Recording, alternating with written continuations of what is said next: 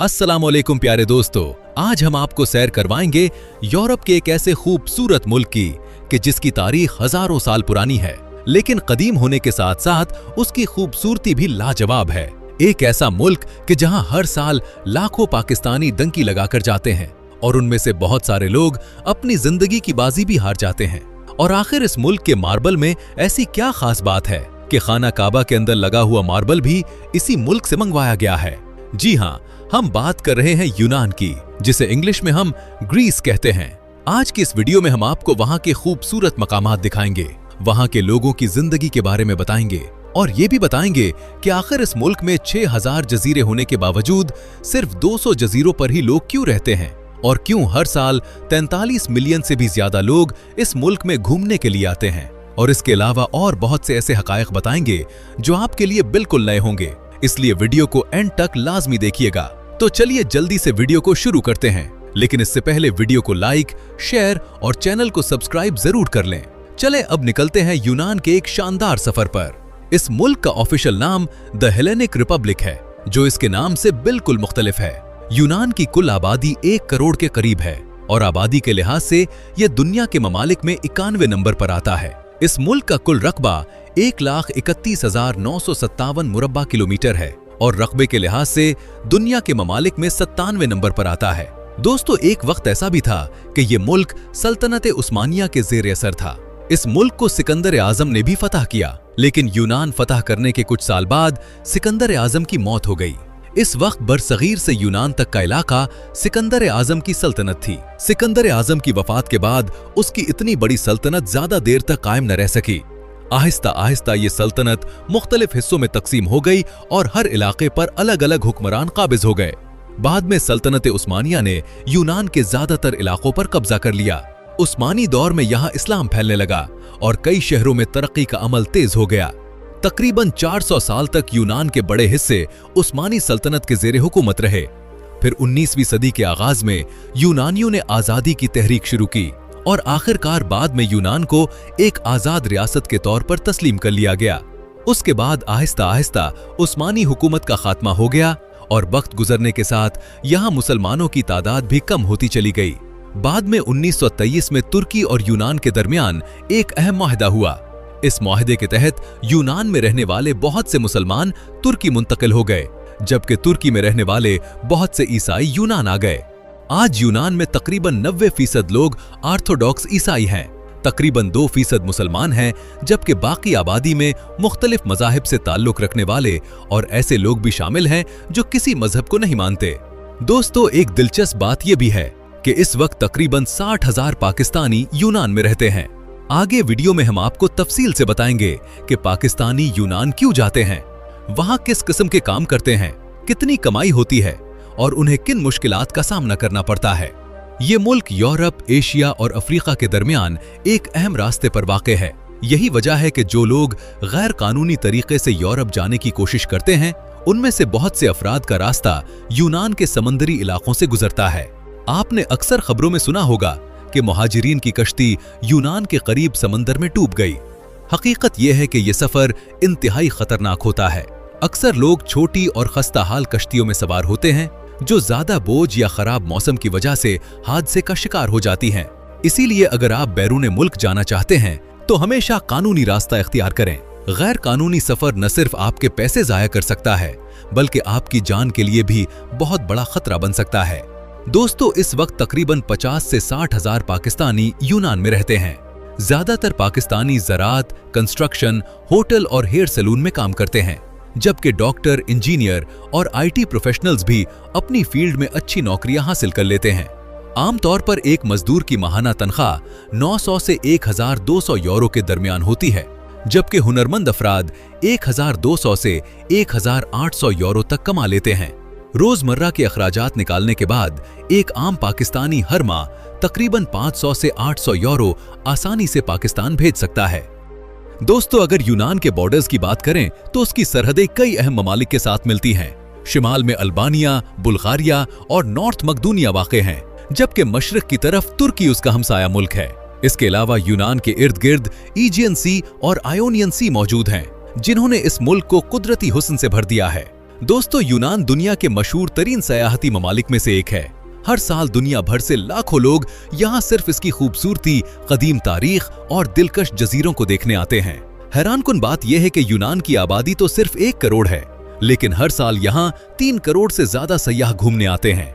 यानी यहाँ आने वाले सयाहों की तादाद खुद इस मुल्क की आबादी से कई गुना ज्यादा होती है। साफ नीले समंदर, सफेद रंग के खूबसूरत घर, हजारों साल पुराने आसार और पुरसुकून माहौल यूनान को एक ऐसा मुल्क बना देते हैं जहां आने वाले बहुत से लोगों का वापस जाने को दिल ही नहीं करता। दोस्तों, यूनान यूरोपीय यूनियन का भी एक अहम रुकन मुल्क है।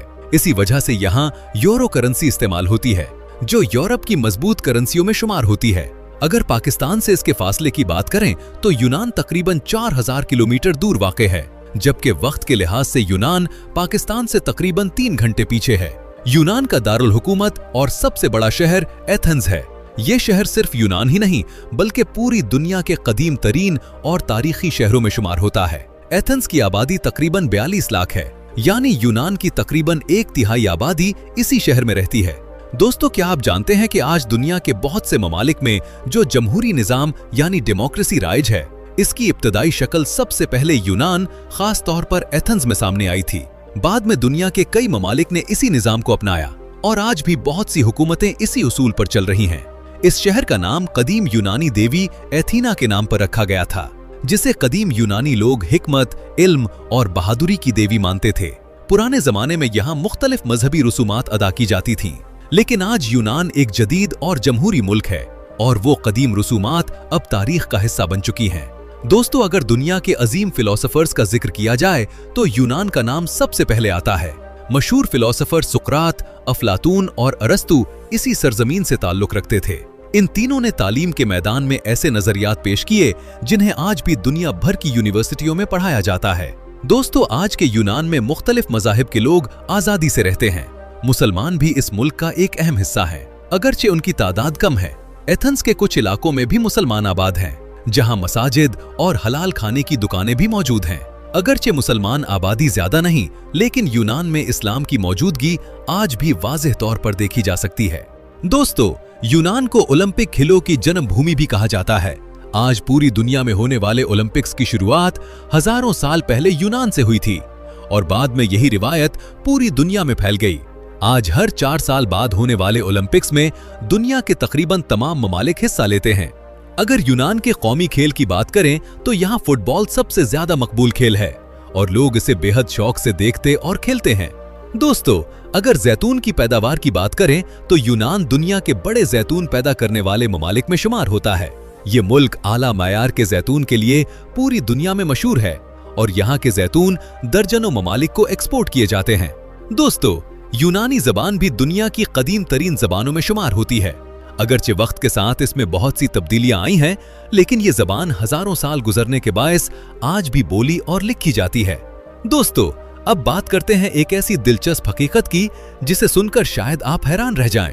अगर आपने खाना काबा के मताफ में लगा हुआ सफेद मार्बल देखा हो तो आपने ये भी महसूस किया होगा कि जब दर्जा हरारत 50 डिग्री सेंटीग्रेड तक पहुंच जाता है तब भी ये मार्बल निस्बतन ठंडा महसूस होता है। ये सफेद मार्बल यूनान के खूबसूरत जजीरे थासोस से लाया गया है। इस पत्थर को दुनिया के सफेद तरीन और आला मायार के मार्बल्स में शुमार किया जाता है। इसकी एक खास खूबी यह है कि यह सूरज की ज्यादातर गर्मी को अपने अंदर जज्ब नहीं होने देता, जिसकी वजह से इसकी सतह दूसरे आम पत्थरों के मुकाबले में कम गर्म होती है। इसी वजह से इसे खाना काबा के मुताफ में इस्तेमाल किया गया ताकि लाखों जायरीन को शदीद गर्मी में भी निस्बतन आराम महसूस हो। यही मार्बल दुनिया की बाज़ दूसरी मशहूर तारीखी इमारतों में भी इस्तेमाल किया गया है और अपनी खूबसूरती और मजबूती की वजह से ये दुनिया के महंगे तरीन मार्बल्स में शुमार होता है। दोस्तों, अगर यूनान की मईशत की बात करें तो इस मुल्क की जीडीपी तकरीबन 307 अरब डॉलर के करीब है। यहाँ रहने वाले लोगों की औसत सालाना आमदनी तकरीबन 30,000 डॉलर के आसपास है। यूनान की मईशत में सयाहत, ज़राअत, जैतून की पैदावार और तिजारत का अहम किरदार है। खास तौर पर सयाहत इस मुल्क की आमदनी का एक बड़ा जरिया है, क्योंकि हर साल करोड़ों सयाह यहाँ आकर अरबों डॉलर खर्च करते हैं, जिससे यूनान की मईशत को बहुत फायदा पहुँचता है। अगर तालीम की बात करें तो यूनान इस मैदान में भी काफी आगे है। इस मुल्क का लिटरेसी रेट तकरीबन 99% है। जिसका मतलब है कि यहाँ तकरीबन हर शख्स पढ़ना और लिखना जानता है।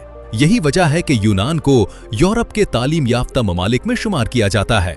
अगर यहाँ तालीम हासिल करने के अखराजात की बात करें तो आमतौर पर सालाना फीस तकरीबन 6000 यूरो तक हो सकती है, जबकि रिहाइश, खाना, ट्रांसपोर्ट और दूसरे रोजमर्रा के अखराजात मिलाकर एक तालिब इल्म का सालाना खर्चा तकरीबन 9000 यूरो तक पहुंच जाता है।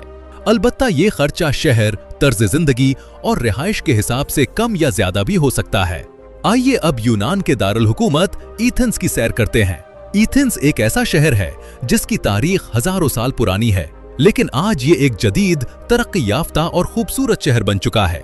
शहर के चारों तरफ पहाड़ हैं जो उसकी खूबसूरती में मजीद इजाफा करते हैं। एथेंस की सबसे मशहूर जगह अक्रोपोलिस है। ये एक ऊंची पहाड़ी पर वाक़े कदीम तारीखी मकाम है जिसे 5वीं सदी क़ब्ल मसीह में तामीर किया गया था। यहाँ कई मंदिर बनाए गए थे जहाँ कदीम यूनानी लोग अपनी इबादत किया करते थे। आज ये मकाम यूनान की पहचान समझा जाता है और दुनिया भर से लाखों सय्याह सिर्फ उसे देखने के लिए एथेंस आते हैं। इसके अलावा एथेंस में कदीम ओलंपिक स्टेडियम, एंशंट अगोरा और कई तारीखी अजायब घर भी मौजूद हैं, जहां यूनान की हजारों साल पुरानी तहजीब, सकाफत और तारीख को महफूज रखा गया है। यही वजह है कि एथेंस न सिर्फ यूनान बल्कि पूरी दुनिया के मशहूर तरीन सयाहती शहरों में शुमार होता है। दोस्तों, अगर आपको कभी यूनान जाने का मौका मिले तो एक जगह ऐसी है जिसे देखे बगैर आपका सफर अधूरा रहेगा, और वो है सैंटोरिनी। ये यूनान का एक निहायत खूबसूरत जजीरा है जो अपनी सफेद रंग की खूबसूरत इमारतों, नीले गुंबदों वाले गिरजाघरों और शफाफ नीले समंदर की वजह से पूरी दुनिया में मशहूर है। जब आप यहाँ खड़े होकर समंदर का नजारा करते हैं तो ऐसा महसूस होता है जैसे किसी ख्वाबों की दुनिया में आ गए हों। सैंटोरिनी की तंग गलियां, छोटे छोटे कैफे, रिवायती घर और पुरसकून माहौल हर सयाह को अपना दीवाना बना देते हैं। इसी वजह से ये यूनान की सबसे ज्यादा देखी जाने वाली सयाहती जगहों में शुमार होता है। दोस्तों, यूनान का एक और खूबसूरत जजीरा कोरफू भी देखने के काबिल है। ये जजीरा सरसब्ज पहाड़ों, खूबसूरत साहिलों, कदीम किलों और पुरसकून माहौल की वजह से बहुत मशहूर है। अगर आप फितरत के करीब कुछ पुरसकून वक्त गुजारना चाहते हैं तो कोरफू आपके लिए एक बेहतरीन इंतखाब हो सकता है। अगर आप यूनान की असल सकाफत देखना चाहते हैं तो कलामाता का रुख जरूर कीजिए। ये शहर अपने आला मयार के जैतून की वजह से पूरी दुनिया में मशहूर है। इसके साथ साथ ये शहर अपनी कुदरती खूबसूरती, साफ सुथरी सड़कों और खूबसूरत साहिली मनाजिर की वजह से भी सयाहों को अपनी तरफ खींचता है। दोस्तों, मीटियोरा भी यूनान की एक हैरतअंगेज जगह है। यहाँ आसमान से बातें करती हुई बड़ी बड़ी चट्टानों की चोटियों पर कदीम इबादतगाहें और इमारतें तामीर की गई हैं। ये इमारतें कई सौ साल पहले बनाई गई थीं और आज भी अपनी असल हालत में मौजूद हैं। इसी मुनफरिद खूबसूरती की वजह से मीटियोरा को दुनिया के हैरतअंगेज तारीखी मकामात में शुमार किया जाता है और हर साल लाखों सय्याह उसे देखने आते हैं। दोस्तों, अगर आप कभी यूरोप की सैर का मंसूबा बनाएं तो यूनान को अपनी फहरिस्त में जरूर शामिल कीजिए।